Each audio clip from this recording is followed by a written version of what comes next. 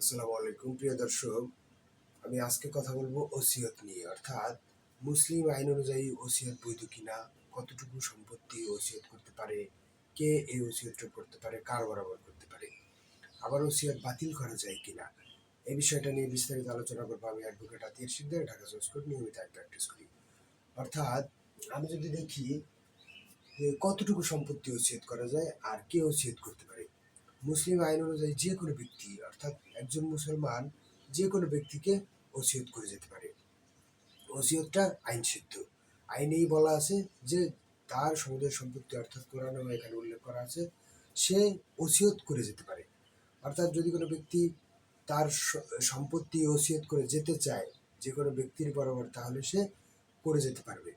এখন উত্তরাধিকার বরাবর ওসিয়ত করা যায় কিনা, ভ্যালিড কিনা, এই বিষয়টা নিয়ে যদি বলি যে ওয়ারিশদের মধ্যে ওসিয়ত ওয়ারিশদের মধ্যে সাধারণত ওসিয়ত করার কোনো আইনগত উত্তরাধিকারীদের পক্ষে বিধান নাই। তবে অন্যান্য পক্ষরা যদি সম্পত্তি প্রদান করে থাকে তাহলে সে ওসিয়তটা কার্যকর হবে।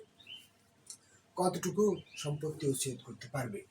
তার সমস্ত সম্পত্তির 3 ভাগের 1 ভাগ ওসিয়ত করতে পারবে। তবে তার বেশি কি করতে পারবে? অবশ্যই বেশি করতে পারবে, কিন্তু আইন অনুযায়ী সেটা কার্যকর হবে না। ওই যদি সমস্ত সম্পত্তি ওসিয়ত করে যায়, তাহলে তার ওয়ারিশ তাকে বেটে দেয়, তাহলে 3 ভাগের 1 ভাগই কার্যকর হবে।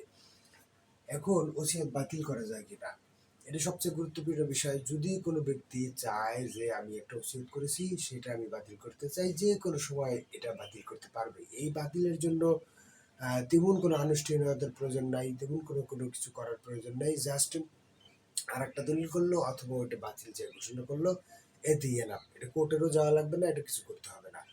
অর্থাৎ তার সমস্ত সম্পত্তি যদি ওসিয়ত করার পরে আবার ওই সম্পত্তি যদি আরেকজনকে ওসিয়ত করে, তাহলে প্রথম ওসিয়ত বাতিল।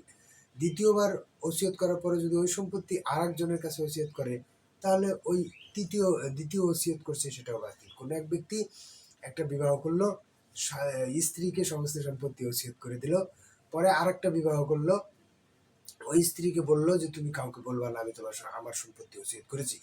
তো ওই স্বামী আবার আরেকটা বিবাহ করার পরে ওই স্ত্রীকে ওসিয়ত করে গেল। উনি আবার আরেকটা বিবাহ করলো, পরবর্তীতে তৃতীয় বউকে আবার ওসিয়ত করে দিল। কোন ওসিয়তটা কার্যকর হবে?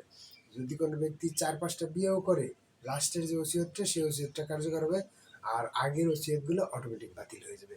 বিষয়টা যদি কোনো জটিল মনে হয় বা জানার কোনো বিষয় থাকে, তাহলে আমাকে বলতে পারেন, আমি জানানোর চেষ্টা করবো। আসসালামু আলাইকুম।